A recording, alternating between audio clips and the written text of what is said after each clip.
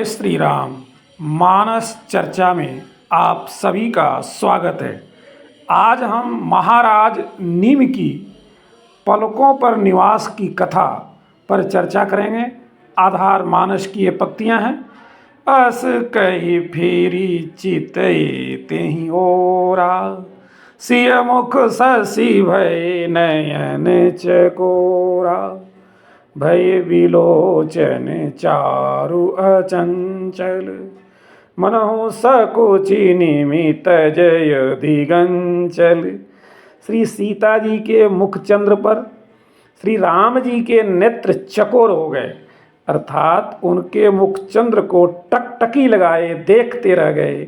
सुंदर दोनों नेत्र स्थिर हो गए, मानो निमि महाराज ने संकोच बस हो पलकों पर के निवास को छोड़ दिया। फिर चितये तेहि ओरा, फिर चिते अर्थात फिर कर देखा।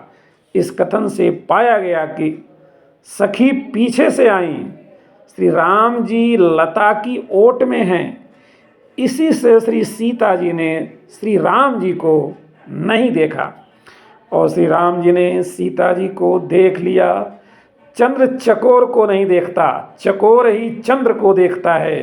सिय मुख शशि भय नयन चकोरा, भय चकोरा अर्थात चकोर की तरह एक टक देखते रह गए। एक टक सब सोहहि चहोरा, रामचंद्र मुख चंद्र चकोरा। यही बात आगे कहते हैं। भये बिलोचन चारु अचंचल, चकोर पूर्ण चंद्र पर लुब्ध रहता है। यथा भय मगन देखत मुख शोभा, जनु चकोर पूरन शशि लोभा। नेत्र को चकोर कहकर जनाया कि नेत्र शोभा पर लुभा गए। सिय मुख को पूर्ण चंद्र कहने का भाव है कि श्री किशोरी जी के नेत्र और मुख की ज्योति पूर्ववत जैसी की तैसी ही बनी रही और श्री राम जी में सात्विक भाव हो आया। अतएव ये ही आसक्त हुए, जैसे चकोर चंद्रमा पर आसक्त होता है, चंद्रमा चकोर पर नहीं। श्री रघुनाथ जी के नेत्र श्री सीता जी की छवि पर अचंचल हो गए। इससे यहाँ कोई कारण विशेष जान पड़ता है। कारण क्या है? मनहु सकोचि निमि तजय दिगंचल। निमि राजा का वास सबकी पलकों पर है। श्री सीता जी निमि कुल की कन्या हैं और श्री राम जी उनके पति हैं। लड़का लड़की, दामाद और कन्या दोनों वाटिका में एकत्र हुए हैं। इसी से मानो राजा निमि सकुचाकर पलकों को छोड़कर चले गए कि अब यहाँ रहना उचित नहीं। पलक छोड़कर चले गए, इससे पलक खुले रह गए। निमि यह सोचकर चले गए कि यहाँ हमारे रहने से इनको संकोच होगा, जिससे इनके उपस्थित कार्य में विघ्न होगा। अपनी संतान का श्रृंगार कुतूहल हमारे सनातन धर्म में देखना मना है। पलकों पर वास रहने से उनका खुलना और बंद होना अपने अधिकार में था। जब वास हट गया तब तो वे खुले ही रह गए। आइए हम निमि महाराज के पलकों पर वास करने की कथा का आनंद लें। कथा इस प्रकार है। मनु जी के पुत्र इक्ष्वाकु जी के 100 पुत्रों में से विकुछ, निमि और दंड 3 पुत्र प्रधान हुए। इस तरह राजा निमि भी रघुवंशी थे। सत्योपाख्यान में भी यही कहा है।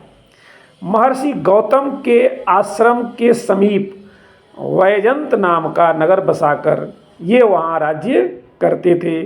निमि ने 1 सहस्त्र वर्ष में समाप्त होने वाले एक यज्ञ का आरंभ किया और उसमें वशिष्ठ जी को होता अर्थात ऋत्विज के रूप में वर्ण किया। वशिष्ठ जी ने कहा कि 500 वर्ष के यज्ञ के लिए इंद्र ने मुझे पहले ही वर्ण कर लिया है, अतः इतने समय तुम ठहर जाओ। राजा ने कुछ उत्तर नहीं दिया। इससे वशिष्ठ जी ने यह समझकर कि राजा ने उनका कथन स्वीकार कर लिया है, इंद्र का यज्ञ आरंभ कर दिया। इधर राजा निमि ने भी उसी समय महर्षि गौतमादि अन्य होताओं द्वारा यज्ञ प्रारंभ कर दिया। इंद्र का यज्ञ समाप्त होते ही मुझे निमि का यज्ञ कराना है, इस विचार से वशिष्ठ जी तुरंत ही आ गए। राजा उस समय सो रहे थे। यज्ञ में अपने स्थान पर गौतम को होता का कर्म करते देख वशिष्ठ जी ने सोते हुए राजा को शाप दे दिया कि इसने मेरी अवज्ञा करके संपूर्ण कर्म का भार गौतम को सौंपा है, इसीलिए यह देहहीन हो जाए। श्रीमद् भागवत में शाप के वचन हैं। निमि को अपनी विचारशीलता और पांडित्य का बड़ा घमंड है, इसीलिए इसका शरीर पात हो जाए। वशिष्ठ जी ने निमि महाराज को शाप दे दिया। यह जानकर निमि ने भी उनको शाप दिया कि इस दुष्ट गुरु ने मुझसे बिना बातचीत किए अज्ञानतापूर्वक मुझ सोए हुए को शाप दिया है, इसलिए इसका देह भी नष्ट हो जाएगा। इस प्रकार शाप देकर राजा ने अपना शरीर छोड़ दिया। श्रीमद्भागवत में श्री सुखदेव जी ने कहा है कि निमि की दृष्टि में गुरु वशिष्ठ का शाप धर्म के प्रतिकूल था, इसीलिए उन्होंने भी शाप दिया कि आपने लोभवश अपने धर्म का आदर नहीं किया, इसीलिए आपका शरीर भी पात हो जाए। अब महर्षि गौतम आदि ने निमि के शरीर को तेल आदि में रखकर उसे यज्ञ की समाप्ति तक सुरक्षित रखा।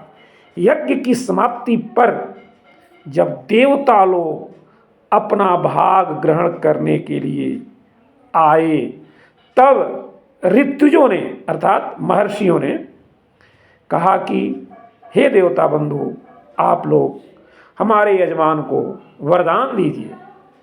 देवताओं के पूछने पर कि क्या वर चाहिए, राजा निमि आप क्या वर चाहते हो? निमि ने सूक्ष्म शरीर के द्वारा कहा कि देह धारण करने पर उससे वियोग होने में बहुत दुख होता है, इसीलिए मैं देह नहीं चाहता हूँ। समस्त प्राणियों के लोचनों पर हमारा निवास हो। देवताओं ने यही वर दिया। तभी से लोगों की पलकें गिरने लगीं। देवताओं ने आशीर्वाद दिया कि राजा निमि बिना शरीर के ही प्राणियों के नेत्रों पर अपनी इच्छा अनुसार निवास करें। वे वहाँ रहकर सूक्ष्म शरीर से भगवान का चिंतन करते रहें। पलक उठने और गिरने से उनके अर्थात महाराज निमि के अस्तित्व का पता चलता रहेगा। उसी समय से पलकों का नाम निमेष हुआ। इस कुल में उत्पन्न राजा इसी समय से रघुकुल से पृथक हो गए और वैजयंत का नाम मिथिला पड़ा। निमि महाराज की विस्तृत कथा आप हमारे मिथिलापति की कथा को देखकर सुनकर अवश्य जानें और समझें। आप सब पर प्रभु श्री राम की कृपा सदा बनी रहे, इसी आशा के साथ आप सबको जय श्री राम।